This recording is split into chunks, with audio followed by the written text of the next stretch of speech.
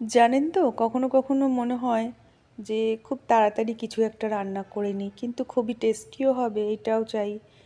সেজন্য সেদিনকে ভাবলাম, হঠাৎ করে ভাবলাম রোজই তো চিকেন খাই, আজকে একেবারে ওয়ান পট মিল বানিয়ে নেবো। মানে চিকেন, রাইস, আলু, ডিম যা বলেন সব একসাথে থাকবে, যেটা শরীরের জন্য ভালো আর খেতেও টেস্টি হবে।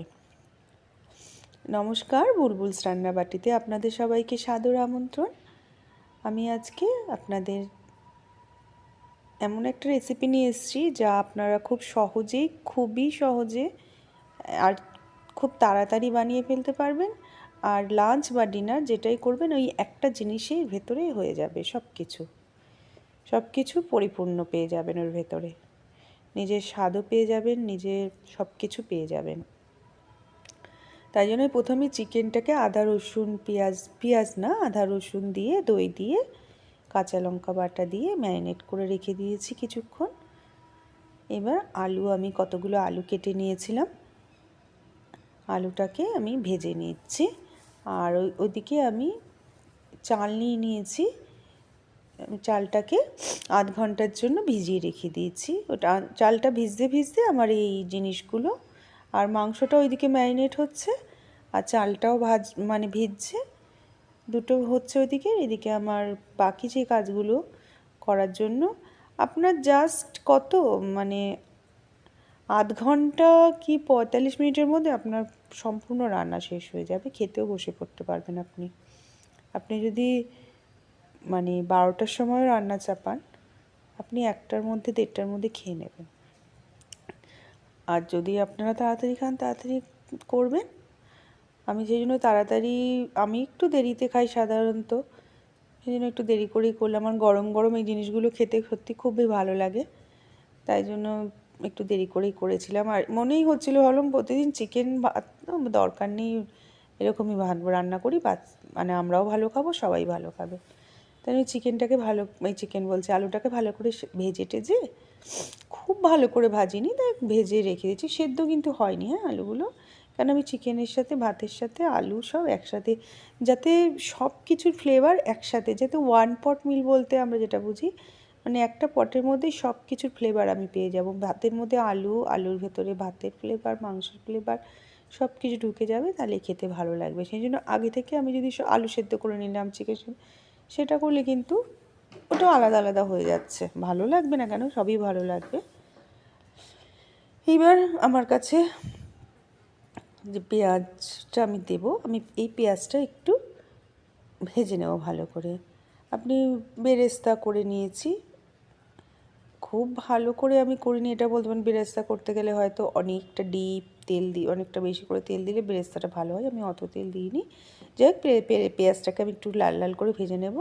এই রাইসের ভেতরে একটু বেরেস্তার গন্ধটা কিন্তু খুব সুন্দর লাগে। যদি চান তো আপনারা স্কিপও করতে পারেন, না দিলেও হবে।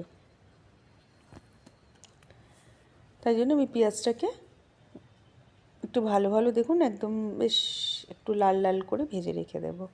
এবার এখান থেকে কিছুটা পেঁয়াজ আমি তুলে রেখে দেব, কেন এতটা পেঁয়াজ তো লাগবে না আমার মাংসের জন্য। এই পেঁয়াজটা আমি পরে ছড়াবো বলে আমি তুলে এই পেঁয়াজটা কিছুটা রেখে দেব। এবার এর ভেতরে আমি একটুখানি গরম মশলা ভেতরে দিয়ে দিয়েছি, দারচিনি, লং, এলাচ এগুলো দিয়েছি, গোলমরিচ এগুলো সব দিয়ে নিয়েছি। আমি কিন্তু পেঁয়াজটা একটু তুলে রেখে দিয়েছি। এরপর আমার যে ম্যারিনেট করা মাংসটা ছিল না, আছে, আমি ম্যারিনেট করার জন্য রেখে দিয়েছি, ওই মাংসটা এবার আমি এই পেঁয়াজের ভেতরে দিয়ে দেবো। পেঁয়াজের সাথে মাংসটা একসাথে হতে থাকবে। এই বেরেস্তা টাইপের যে পেঁয়াজটা আছে না, এর ভেতরে যদি মাংস করেন না, খেতে খুব ভালো লাগে, একটু যদি ভেজে নেন। আমার ভাজাটা হয়তো আপনাদের দেখলে মনে হবে যে বাবা, অনেকটা ভেজে নিই, সত্যি সুন্দর টেস্ট হবে। আর ভাতের কালারটাও বেশ একটা লালচে লালচে কালার আসবে, ভাল লাগে খেতে, সাদা সাদা কালার আসে না। যেহেতু আমি এর ভেতরে এর ভেতরে দই, হলুদ, লঙ্কা গুঁড়ো, আদা রসুনের পেস্ট সব কিছু দিয়ে আমি মাখিয়ে, একটু ধনে গুঁড়ো, একটু জিরে গুঁড়ো সব কিছু দিয়ে আমি মাখিয়ে রেখে দিয়েছিলাম। আর আপনারা চাইলে একটু বিরিয়ানি মশলাও দিতে পারেন। বিরিয়ানি মশলা দিলে কি বলুন তো, ভালো হবে, গন্ধটা ভালো হয়। আর যদি না চান তো না দেবেন, কিন্তু আমি দিয়েছিলাম বিরিয়ানি মশলা দিয়ে সব একটা।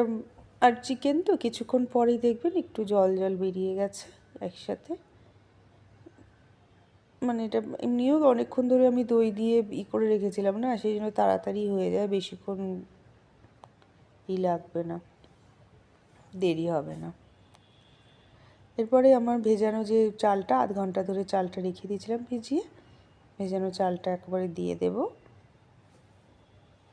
চালটা দিয়ে দেওয়ার পর যতটা চাল, মনে করুন আমি 2 বাটি না 3 বাটি চাল নিয়েছিলাম, আর আমি তার জন্য আমি 6 বাটি জল নিয়েছি। যা চাল নেবেন তার 6 বাটি, কেন লেগে যায় অনেক সময়, আর চিকেনের মধ্যে যদি জল ছেড়ে যায় তাহলে একটু কম নিতে পারেন। আমি নিয়েছিলাম, কেন আমি দেখলাম না আমার চালটা কিন্তু আমি, কারণ সবার চাল বুঝে, জানেন তো, আমাদের এই চালটাতে আমি দেখেছি এরকম লেগে যায়। মানে কম, একবার একটু কম নিয়েছিলাম, ভেবেছিলাম একটু কম নিই, তাও দেখলাম চালটা আর একটু হলে ভালো হতো। তাই জন্য আমি যদিও ভিজিয়ে রেখেছিলাম, তবুও আমি 3 বাটি চালের জন্য 6 বাটি নিই। যেমন চিকেনও আছে না ভেতরে, চিকেনটাও একটু সেদ্ধ হবে, আলুটাও আছে, আলুটাও সেদ্ধ হবে, সব কিছু মিলিয়ে হবে তো, তাই জন্য আমি একটুখানি আমার স্বাদ মতো নুন দিয়ে দেব, কেন নুনটা একটু দিতে হবে, নুনটা ছাড়া তো কোনো কিছু টেস্ট লাগবে না। দেখুন আমি জলও দিয়ে দিলাম, আপনার জল দিয়ে এবার আমি চাপা দিয়ে এটা একটু, তখন একটু হাই ফ্লেমে রেখে দেবেন, প্রথম অবস্থায় হাই ফ্লেমে ফুটতে দেবেন। তারপরে যখন ফুটে যাবে, জল দেখবেন একটু কমে এসছে, তখন লো ফ্লেম করে দেবেন, তাহলে ভাতটা সুসিদ্ধ হয়ে যাবে।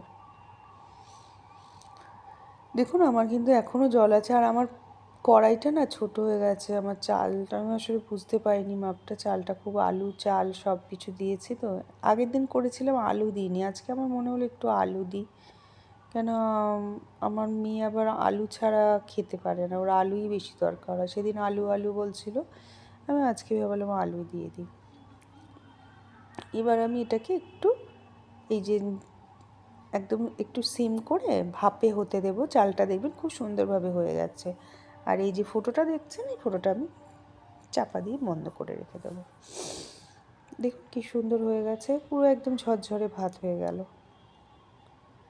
এরপরে ওই বেরেস্তাটা ছড়িয়ে দেব, যে বেরেস্তাটা করেছিলাম, আমি কিন্তু খুব কষ্ট করে করেছি, কেননা এত বড় ওই কড়াইটা, বলছি এত ছোট হয়ে গেছিলো না কড়াইটা আমার খুবই বড়, কিন্তু চালটা একটু বেশি নিয়েছিলাম, আমার ঘরে লোক ছিল বলে একটু বেশি নিয়েছিলাম, তাই জন্য একটু আমার বড় হলে। এরপরে আমি একটুখানি ধনেপাতা পুদিনা পাতা উপর থেকে ছড়িয়ে দিয়েছি। এরপরে আমি কিছুক্ষণ এটা আবার একটু চাপা দিয়ে রেখে দেবো কিছুক্ষণের জন্য, তাহলে বেশ সুন্দর গন্ধ হয়ে যাবে। চলুন এবার আমরা খেয়ে নিই। এই গরম গরম গরম দুপুরবেলা এরকম যদি পাই না, সত্যি আমার তো খুব ভালো লাগে, এরকম ওয়ান পট মিল, আপনি যা খুশি দিতে পারেন আমাকে ওয়ান পট মিলের ভেতরে, আমার খুব ভালো লাগে খেতে। আপনারাও প্লিজ একবার ট্রাই করে দেখুন, খুবই ভালো লাগবে। আমি আবার 2টো ডিম সেদ্ধ, একটু কাঁচা পেঁয়াজ, একটু শসা নিয়ে নিয়েছি, একদম খাবারটা জমে গেছে দুপুরে। আপনারা বানিয়ে দেখুন, আর এতক্ষণ আমার সাথে থাকার জন্য আপনাদের অসংখ্য অসংখ্য ধন্যবাদ। আর আমি যেমন করে বলছি আপনি ওই রেসিপিটা অমনিভাবেই ফলো করবেন, দেখবেন খুব সুন্দর খেতে হবে। তাহলে চলুন আজকে আসছি, টাটা।